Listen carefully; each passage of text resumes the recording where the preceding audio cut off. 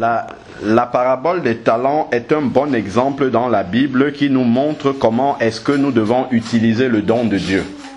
Le don de Dieu, en fait, c'est à la base déjà la semence de Dieu que nous recevons lorsque nous croyons. Nous savons que pour croire et devenir un enfant de Dieu, il faudrait que le Saint-Esprit vienne faire sa demeure en nous. Amen. Et une fois que le Saint-Esprit a fait sa demeure en nous, c'est déjà le premier don que nous recevons de Dieu. Avant de demander tout autre don, le Saint-Esprit déjà qui vient dans notre cœur pour nous faire naître de nouveau, c'est le premier don que nous recevons de Dieu. Donc à partir du moment où nous l'avons déjà, nous devons simplement commencer à travailler et à fructifier ce don-là que nous avons déjà reçu. Parce que dans le cadeau de la nouvelle naissance, il y a beaucoup, en fait il y a tout déjà qui est dedans. Et j'écoutais un frère qui disait, qui donnait une image assez frappante quand même. Il disait en fait que lorsque tu vois par exemple une cellule d'un être humain, quand l'enfant est encore vraiment à l'état embryonnaire, juste dans la cellule elle est toute petite, presque insignifiante, mais dans la cellule il y a toute la vie de l'enfant. De l'embryon. Dans l'embryon, c'est tout petit lorsque c'est encore à l'état de cellule, mais là-dedans, il y a tous les composants dont l'enfant aura besoin. Toute la vie est là dans l'embryon. Si tu détruis l'embryon, la vie meurt en même temps. De la même façon, lorsque nous naissons de nouveau, dans l'Esprit de Dieu qu'il nous communique, toute la vie de Dieu que nous allons manifester est déjà en nous, en fait. Nous allons simplement, au fur et à mesure de notre marche avec Dieu, découvrir ce qui était déjà en nous, en fait. Donc, plus nous allons grandir avec le Seigneur, plus le Seigneur va faire tomber le voile sur ce qui est déjà, en fait, en nous.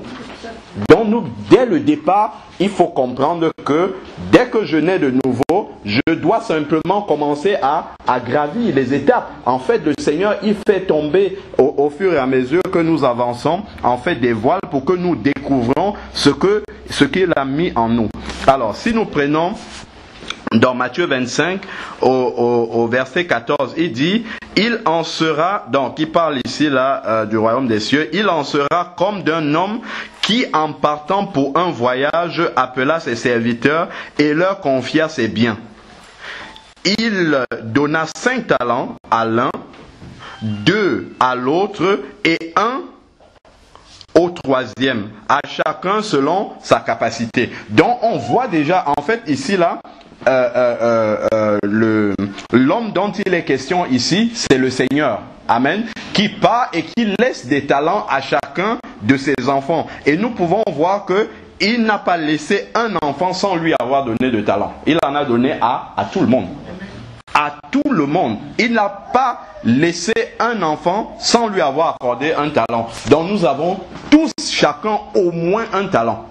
Déjà, dès qu'on est de nouveau, nous avons au moins un talent, c'est sûr. Donc si quelqu'un dit, moi je suis dans le corps de Christ, je ne sais pas quoi faire, on a au moins un talent et il faut commencer à travailler avec ce seul talent que nous avons. Ensuite, et il partit en voyage.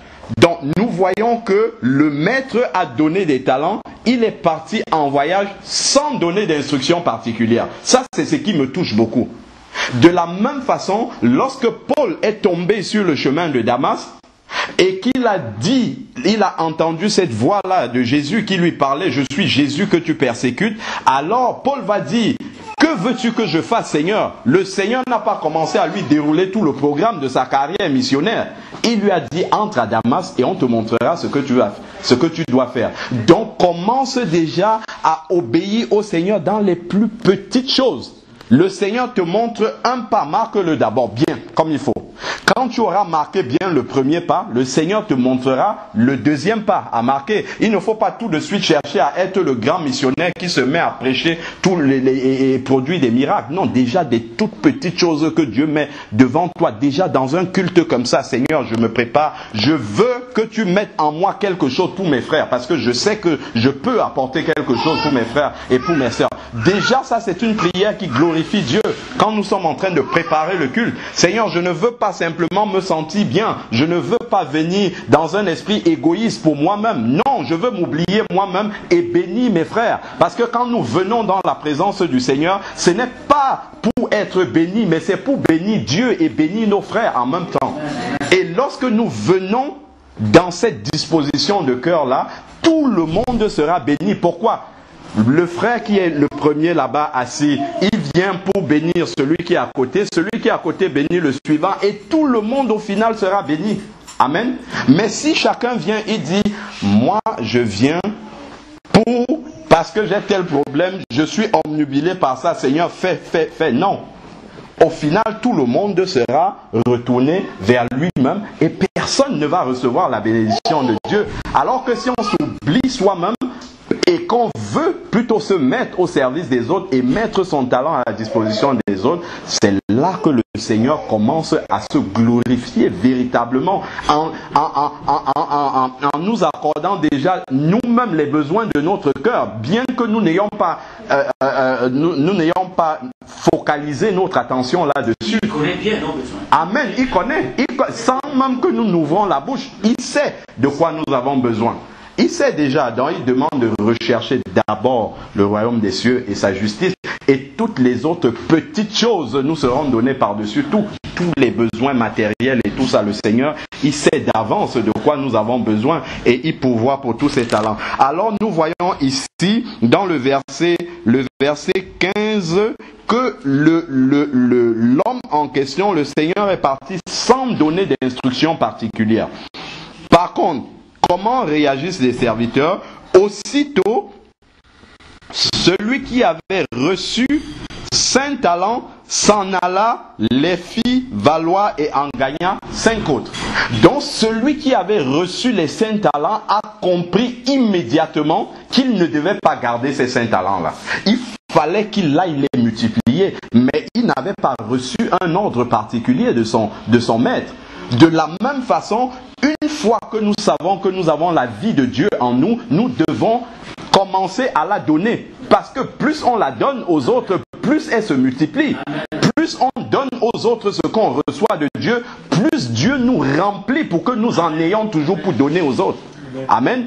Il ne faudrait pas, c'est toi qui avais sorti cette image-là la dernière fois, il ne faudrait pas qu'on soit un réservoir pour garder les choses de Dieu, mais que nous soyons un robinet, un canal de transmission.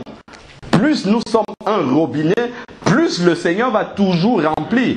Parce qu'il sait que ce qu'il nous donne comme révélation, c'est pas pour que ça reste pour nous. Ça va aller trouver des besoins. Mais si le Seigneur nous remplit de ce qu'il nous donne et que nous nous focalisons sur nous-mêmes, que nous gardons les révélations, la bénédiction, ça peut se manifester en tout. On a lu 1 Corinthiens 14, verset 26 tout à l'heure. Ça peut être une parole, ça peut être un cantique, si nous le gardons pour nous, ça n'édifie pas les autres. Et le Seigneur ne va plus nous communiquer parce qu'il nous communique, c'est pour que ça aille trouver les autres. On a lu tout à l'heure pour l'édification de l'ensemble du corps. Alors celui qui avait 5 talents, on voit que c'est celui qui reconnaît avoir beaucoup de talents, c'est encore lui qui voit qu'il faut multiplier. Donc il voit comme s'il n'en avait pas suffisamment. Et avec le Seigneur n'est pas borné. Le Seigneur, il n'y a pas de borne avec le Seigneur.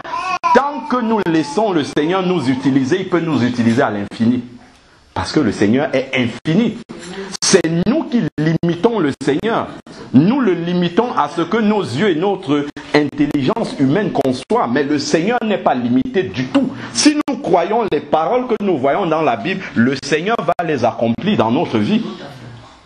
Au travers de nous, il va accomplir. Si nous croyons que les apôtres marchaient de ville en ville comme Jésus et imposaient les mains aux malades, ils étaient guéris. Si nous faisons la même chose, avec cette foi-là, Jésus va faire la même chose avec nous. C'est lui qui a dit dans sa parole, celui qui croit en moi fera les mêmes choses que moi et il en fera même de plus grandes. Les apôtres ont cru cela. Ils ont commencé à marcher comme Jésus. Le jour de la Pentecôte, Pierre a prêché, 3000 personnes sont converties. Le même jour, Jésus n'a jamais prêché, 3000 personnes se sont converties le même jour. Mais parce que les apôtres ont cru dans la parole de Jésus, Jésus a fait au travers d'eux les mêmes œuvres qu'il faisait. Donc nous ne devons pas penser que c'est nous. c'est nous qui faisons les œuvres. C'est Jésus qui vit en nous au travers de son esprit qu'il a semé, qui va faire cela. Alors, de même, celui qui avait reçu 2 talents en gagna 2 autres. Celui qui n'en avait reçu qu'un alla faire un trou dans la terre et cacha l'argent de son maître. Longtemps après, le maître de ses serviteurs revint et fit rendre des comptes. Voilà. Donc on voit que celui justement qui avait un seul talent, au lieu d'aller multiplier ce talent-là, il dit ça ne représente rien du tout. C'est comme ça que souvent, quand on pense qu'on n'a rien reçu de Dieu, on pense que ça ne vaut rien ce qu'on a. Donc, on ne veut pas le multiplier. On dit ça, c'est rien. Moi, je vois les autres, ils ont plein de talents. Celui-là, il sait prêcher. L'autre, il sait chanter. Moi, je ne sais rien faire. Donc, ça ne peut pas édifier les gens. Je le garde, j'enterre mon talent. C'est ça ici. Je peux parler. Amen. Amen. En fait, je ne trouve pas. Oui. Puisque, concernant les talents, Oui. je suis ça me concerne plus. Donc, si tu reçois des talents, Oui. et que tu fais part de ça aux frères, Oui. et qu'ils ne comprennent pas. Non, ça c'est un autre problème. Si tu fais part de ce talent et que les frères ne reçoivent pas ce que tu as dit, ça c'est autre chose. Tu as fait ton travail. Tu as été un canal de transmission. Maintenant, si on n'accepte pas ce que tu apportes de la part du Seigneur, toi tu as fait ton travail. C'est ça qui est le plus important. Si tu ne l'as pas gardé pour toi, tu es allé apporter là où il y avait des besoins et on ne l'a pas reçu. Ça c'est un autre sujet. Je finis juste la lecture et puis après on pourra partager là-dessus.